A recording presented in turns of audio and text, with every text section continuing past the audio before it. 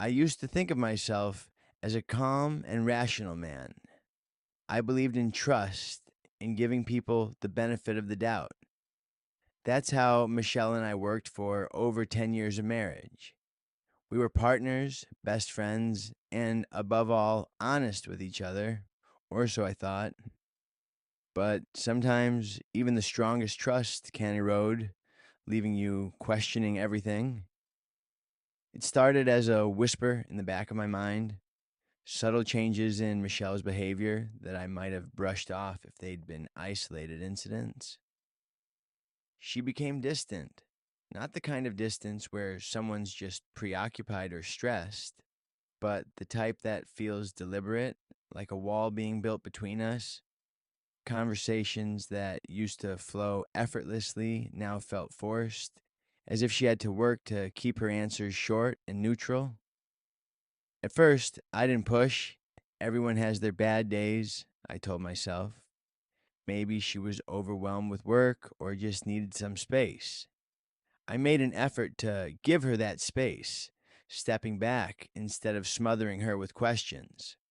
But the distance didn't shrink, it grew. Her routines began to shift, small but noticeable changes that set off alarm bells in my head. Michelle started dressing differently, paying more attention to her appearance than she had in years. It wasn't like she'd completely transformed, just subtle changes, like wearing makeup even when she wasn't leaving the house or picking outfits that hugged her figure more than usual. When I commented on it, she shrugged it off. I just want to feel good about myself, she said with a laugh that felt hollow. I wanted to believe her. Maybe she did deserve to feel good about herself, but a part of me couldn't shake the feeling that she wasn't dressing up for herself or for me. Then came the phone habits.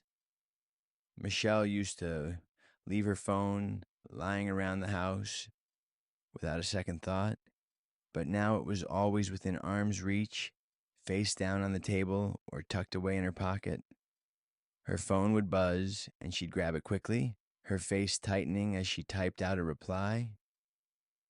I didn't want to be the kind of husband who pried, but the secrecy gnawed at me.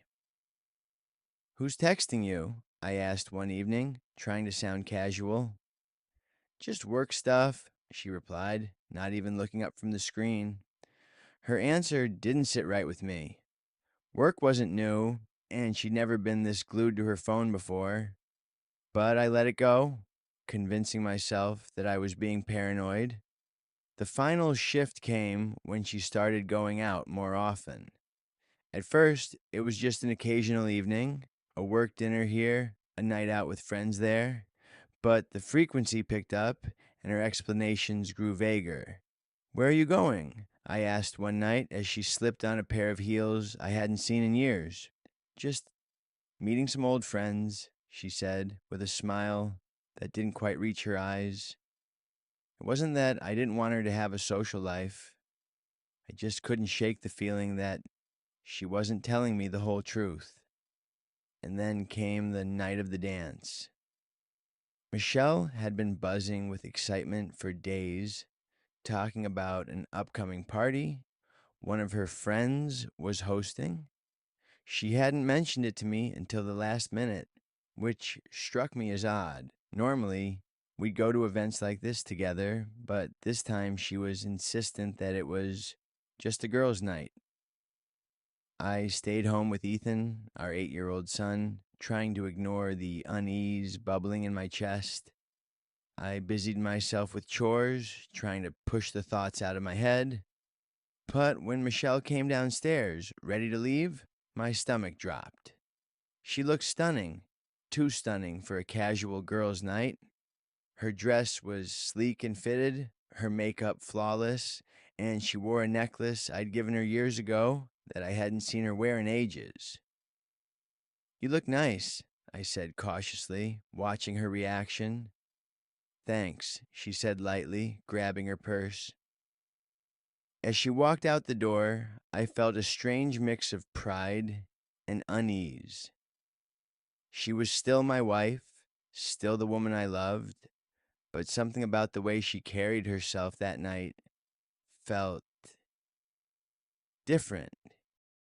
The hours dragged on after she left. I tried to distract myself with TV, with reading, but my mind kept wandering back to Michelle. What was she doing? Who was she with? Around 11 p.m., I heard her car pull into the driveway. I quickly turned off the TV, pretending I hadn't been anxiously waiting for her return. When she walked in, she looked radiant, almost glowing, but there was something else in her expression, something I couldn't place. "How was the party?" I asked, trying to sound casual. "It was fun," she said, her voice light but distant. "Nothing too exciting." She kissed me on the cheek and headed upstairs, leaving me alone with my thoughts. The next morning, something told me to check social media. Michelle wasn't the type to post much, but her friends often tagged her in photos from their outings. As I scrolled through my feed, my heart stopped. There she was, in a video from the party, dancing with a man I didn't recognize. The dance wasn't overtly intimate. It wasn't the kind of thing that would immediately scream affair, but it was the way she moved, the way she laughed, the way she leaned into him ever so slightly. It wasn't just a dance. It was something more, something that sent a chill down my spine. I couldn't tear my eyes away from the video.